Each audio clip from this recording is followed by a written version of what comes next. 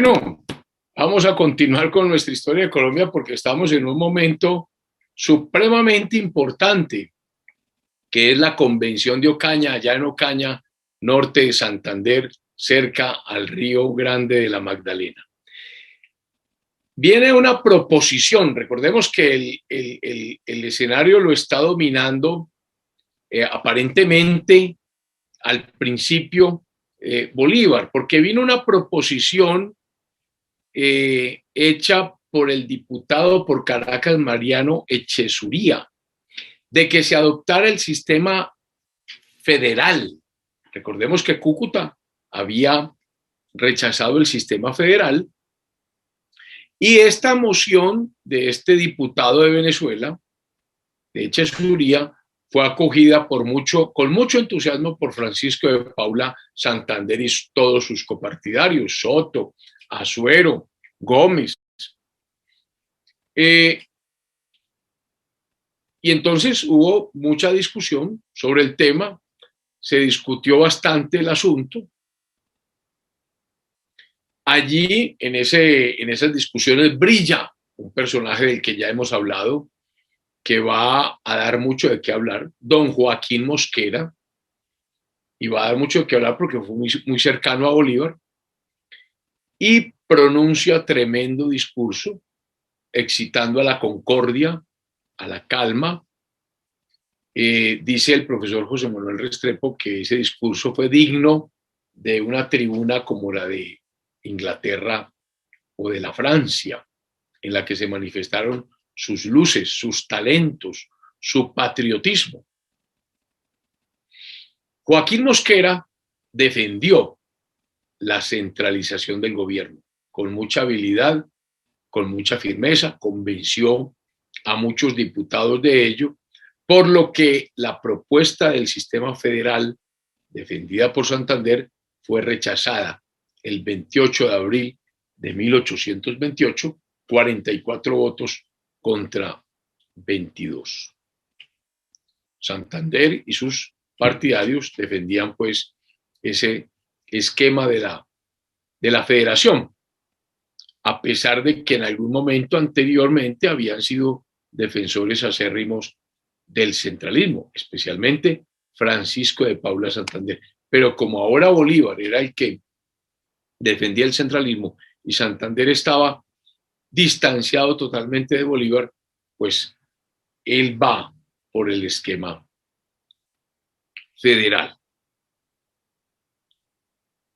Recordemos que el tema federal había tenido un traspiés porque fue el primer sistema que comenzó en las provincias de la Nueva Granada. Cada provincia se dio su propia acta de independencia y se unieron en las famosas Provincias Unidas de la Nueva Granada, a la cual se opuso Cundinamarca, capital Bogotá, que defendía el centralismo, y eso dio lugar a las guerras entre federalistas y centralistas, que digamos que afectaron mucho el sistema federal y convencieron a Bolívar, a pesar de que Bolívar había obtenido el mando de las Provincias Unidas de la Nueva Granada, es decir, del sistema federal, lo convencieron de que no era el sistema adecuado, en el entendido de que él bajo ese mandato había bajado el río Magdalena y se había ido a Venezuela sin el permiso del gobierno federal y había hecho la famosa campaña admirable y había llegado a ocupar Caracas. En fin, Bolívar pues nunca fue amigo de este sistema. Entonces, ese triunfo del centralismo como sistema de gobierno da esperanzas a estos bolivarianos de que podía hacerse algo importante con la Convención de Ocaña. Estamos ya en mayo 2. Se determina en consecuencia y se aprobó y se votó que el gobierno de Colombia, con sus tres poderes, legislativo, ejecutivo y judicial, sería unitario, que su administración se iba a mejorar, que se iba a hacer más eficaz la acción del ejecutivo en todos los extremos de la República para evitar estos levantamientos que se habían dado en Venezuela, que se habían dado en el sur. En fin, que se establecerían asambleas en cada una de las divisiones territoriales y que esas facultades las definiría la Constitución y las leyes. Vuelve entonces a plantearse una constitución. Se reorganiza de nuevo una comisión. Los diputados son Soto, Azuero, Liévano, López Aldana, Real, y redactan un proyecto de constitución que en la historia se llamó la Constitución Azuerina, porque fue como alma y nervio de don Vicente Azuero, que los, digamos que comisionados aprobaron. Constaba de 315 artículos, 35 títulos o capítulos. Una constitución muy reglamentaria que le quitaba mucho poder al Ejecutivo. Daba muchas garantías a los colombianos. Dice José Manuel Restrepo que el gobierno quedaba sin fuerza para hacer cumplir la ley como órgano ejecutivo. Se me parece entonces estas apreciaciones que da don José Manuel Restrepo de la Constitución de 1991, también larga, muy reglamentaria, quitándole mucha fuerza al poder garantía, al poder ejecutivo, dando muchas garantías. Se me parece mucho la Constitución azuerina propuesta en la Convención de Ocaña con la Constitución de 1991 que tenemos en Colombia. Ese proyecto de constitución dividía el territorio de Colombia en 20 departamentos, cada uno con una asamblea que dispusiera de los intereses locales, muy inspirada toda en la llamada República Francesa. Fue cuestionada por cuanto, según José Manuel Restrepo, no atendía los hechos existentes ni las peticiones y deseos de los colombianos expresados de manera tan enérgica en distintas comunicaciones que fueron llegando de distintas partes. Ante ese proyecto, entonces, el doctor Castillo propone otro proyecto alternativo, pero no pudo conseguir Castillo que la Constitución azuerina fuese rechazada. Entonces, entre estos dos grupos se acordó tratar de buscar un proyecto que entendiera, digamos que las distintas posiciones. Ese convenio aseguró el triunfo de Azuero. ¿Por qué? Porque el partido de Azuero, es decir, el de Santander, había adquirido en el mes de mayo de 1828 ya una definida superioridad en la convención. Y esto empieza a complicar las cosas porque los bolivarianos empiezan a preocuparse. ¿Dónde estaba Bolívar? Ya lo habíamos dicho, en Bucaramanga, allá pendiente de lo que ocurra en Ocaña. Entonces empieza a perder la esperanza Bolívar de que se obtuviese un buen resultado de esta convención y dice que se va a ir más bien a los departamentos del Nordeste, es decir, a Venezuela. Y así se lo comunica a sus amigos de Ocaña. Ellos consideran que Bolívar debería ir a Ocaña para que él influyera sobre los textos constitucionales. Estaban convencidos los amigos de Bolívar que no era posible ninguna constitución ni ser duradera si no se aseguraba bien lo que dividían a los partidos y a la opinión pública. Cuando parecía que podrían obtener una mayoría, Castillo hizo la moción de que se llamara al Libertador, mayo 14, que se traslade a Ocaña, pero su propuesta fue negada. Y observen la votación, 40 votos para que Bolívar no fuese a la convención, contra 28, o sea, una derrota terrible de Bolívar, una gran victoria de Santander. Se adujo que esa proposición era contraria al reglamento de elecciones, que prohibía el que estuviera en Ocaña el encargado del Poder Ejecutivo, que era Bolívar. Y la verdad fue que Santander temían el influjo del Libertador sobre los otros diputados y por lo tanto hicieron sus movidas para que no se aceptara que Bolívar viajara a Ocaña.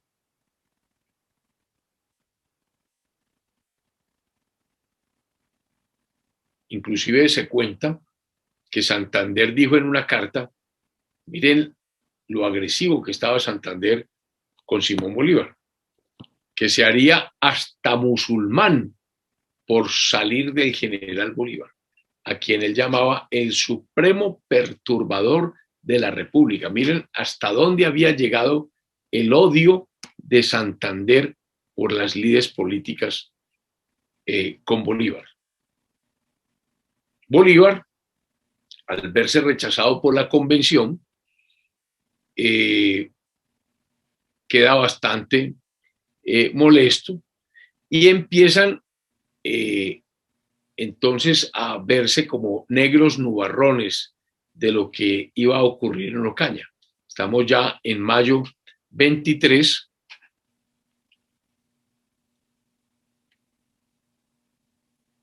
y definitivamente parece que se iba a aprobar la Constitución Azuerina, la que había preparado don Vicente Azuero.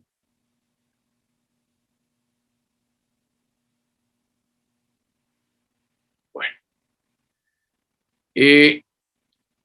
las discusiones y la irritación de los amigos de Bolívar llegan ya a un nivel muy alto. Como la mayoría lo tenían los amigos de Santander, pues ya hay insultos permanentes de lado y lado. Se ridiculiza las peticiones que habían llegado de los pueblos pidiendo un gobierno fuerte. Soto, amigo de Santander, es el presidente de la convención, dirigía la discusión, dirigía las votaciones. Ese es el tema importante de la mesa directiva. La mesa directiva de una corporación es la que fija el orden del día, el que da la palabra, el que quita la palabra, el que dice se va a tratar este tema, y la tenían los amigos de Santander.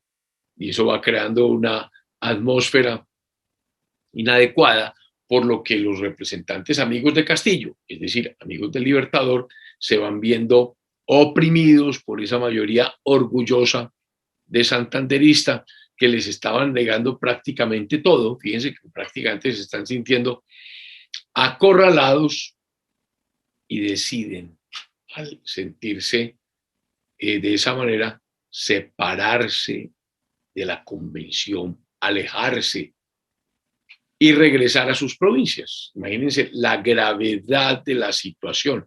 Esto se da el 2 de junio de 1828. Por lo tanto, el 10 de junio dan cumplimiento a su amenaza y deciden no asistir más a ninguna sesión a partir del 10 de junio. Y al retirarse, expresan,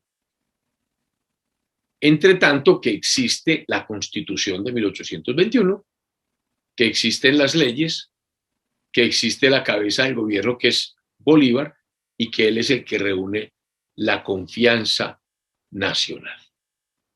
O sea, disolvieron el quórum de la Convención de Ocaña.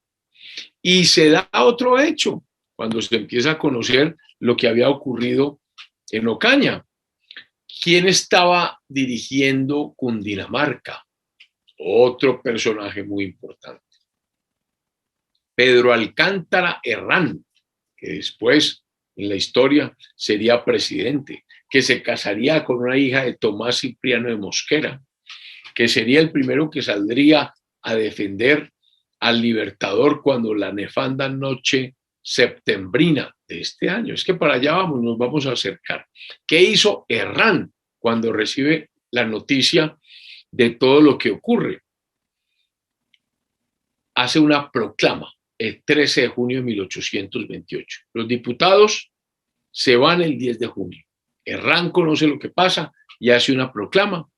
Manifiesta el estado de la Convención de Ocaña, los peligros que se avecinan entonces para la patria. Expresa que es necesario deliberar sobre los medios de salvar a la Gran Colombia. Y entonces reúne a los padres de familia en una junta popular, como una especie de cabildo abierto, y él los convocó, porque él era la primera autoridad del departamento, él era el intendente de Cundinamarca. Resulta que la asamblea que logró reunir fue bastante numerosa. ¿Y qué resultó de allí? Una acta muy importante, para que veamos la importancia de los cuerpos cercanos a la comunidad, los consejos. Sale el acta de Bogotá del 13 de junio de 1828. ¿Qué se acordó en esa acta de Bogotá? Primero, que no obedecía ningún acto que emanara de la Convención de Ocaña. Se desconoce la Convención de Ocaña. Segundo, que revoca los poderes conferidos a los diputados electos por Bogotá, que no podían representar a Bogotá en Ocaña. Tercero, que el libertador presidente Bolívar se encargase del mando supremo de la República con plenitud de poderes en todos los ramos y que él organizaría el gobierno de la forma que más le pareciera conveniente y esa autoridad debería ejercerla Bolívar hasta que se juzgase oportuno convocar la llamada representación nacional. Se dijo entonces que era absolutamente necesario en esas circunstancias tan difíciles la dictadura y que se confería a Bolívar la dictadura para que conservara la unión, para que defendiera el territorio con mano fuerte, para que reprimiera los partidos, para que calmara las pasiones e hiciera con orden y sistema las reformas necesarias mientras se convocaba, no tarde y bajo mejores auspicios, la representación nacional. Ahora, se acude a la dictadura. Recordemos que la dictadura, y lo hemos dicho ya varias veces, es una magistratura extraordinaria. La tenía Roma. ¿Para qué? Para las épocas de crisis políticas de las repúblicas. Por ejemplo, una invasión, se nombra dictador y el dictador asume todo el poder. Recordemos a Juan del Corral, que había sido dictador. Aquí se le entrega a Bolívar la dictadura y han advertido que la magistratura extraordinaria de la dictadura ha salvado de grandes peligros a las repúblicas. No solo las pequeñas poblaciones, también las grandes ciudades como Quito, Guayaquil, Cuenca, Panamá, Cartagena, Mompox, Santa Fe de Antioquia, Medellín, Popayán, Caracas, Valencia, Cumaná, Maracaibo, hicieron actas aprobando este momento, digamos que impulsado por el acta de Bogotá de Pedro Alcántara Herrán. Y también las aprobaron militares y gobernantes muy importantes. ¿Quiénes? Páez, Urdaneta. Aquí ya estamos viendo los cercanos a Bolívar. Páez, Urdaneta, Sublet, Arismendi, aquel hombre tan importante por allá en Cumaná, Mariño, el de la isla Margarita, Montilla, que controlaba Cartagena, Córdoba, aquel que fue acusado después de traicionar a Bolívar. Córdoba era un bolivariano convencido. Flores, el otro que termina liderando la separación del Ecuador, en este momento es el hombre que apoya las actas confiriéndole la dictadura a Bolívar. Entonces, pues fue una aprobación universal, espontánea, fue una expresión sincera de la voluntad nacional, dice José Manuel Restrepo, y pues los autores o los que promovieron aquel pronunciamiento tuvieron bastante previsión para conocer la opinión de la mayoría del pueblo colombiano. Entonces Bolívar asume la dictadura. Entonces abrogó las leyes que suprimían, y miren lo que empieza a pasar. Recordemos que había unas leyes que suprimían conventos, que era como una concepción liberal, porque el convento, digamos que es una institución conservadora. Los conservadores han estado cerca de la iglesia.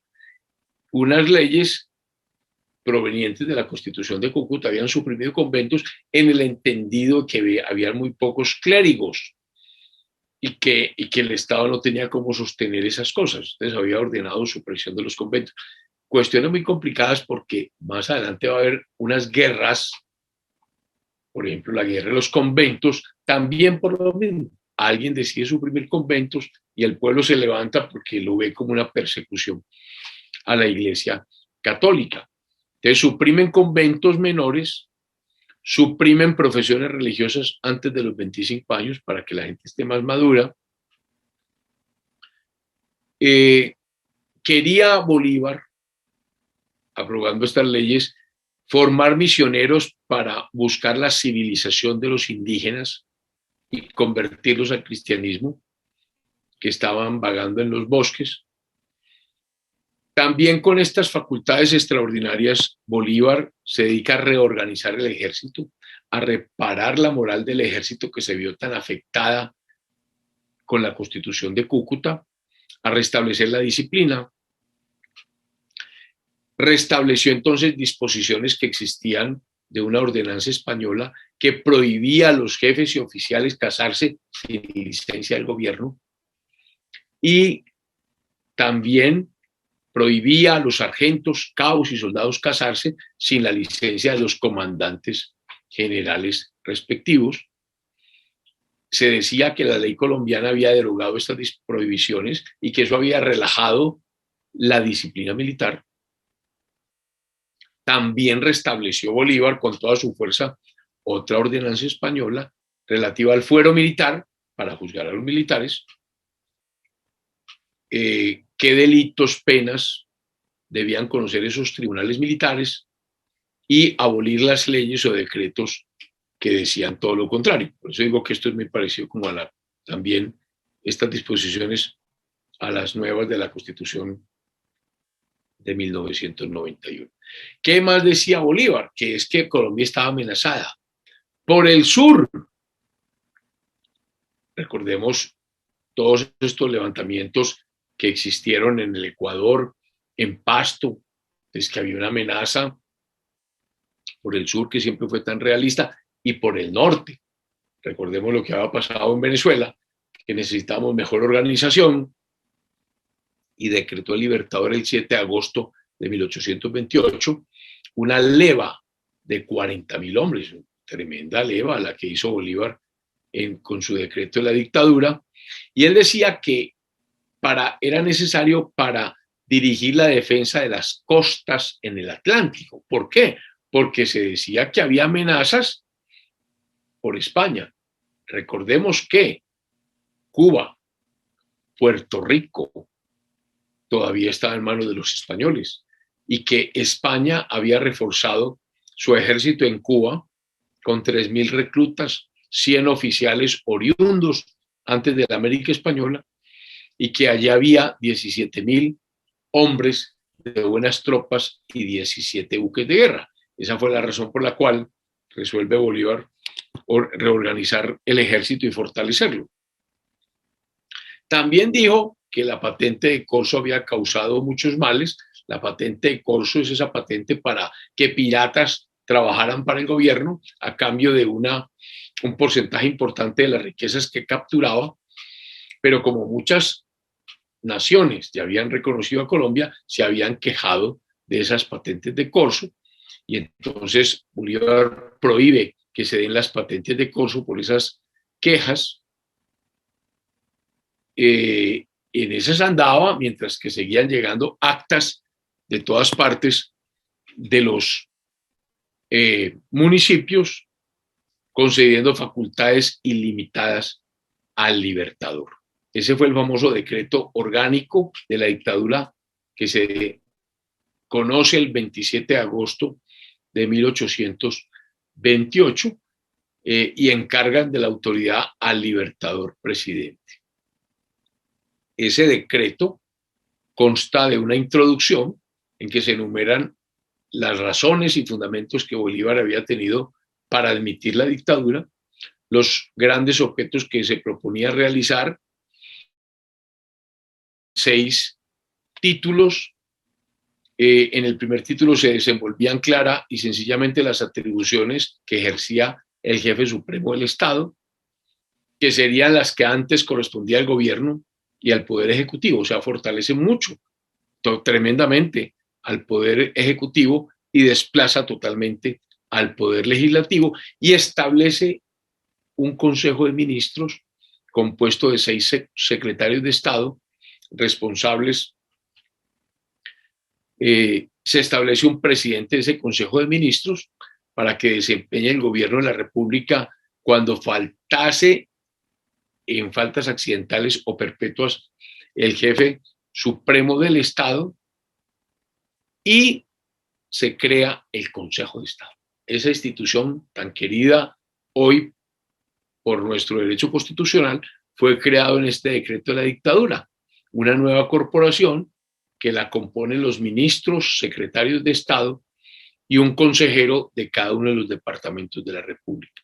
Su jefe, el presidente del Consejo de Ministros, y tocaba entonces a este Consejo de Estado preparar todos los reglamentos que se debían expedir, o sea, los reglamentos ejecutivos para darle aplicación a la ley, prepararlos este Consejo de Estado y expresar al gobierno su dictamen cuando hubiese casos de declaración de guerra o ajuste de paz o ratificación de tratados o indultos,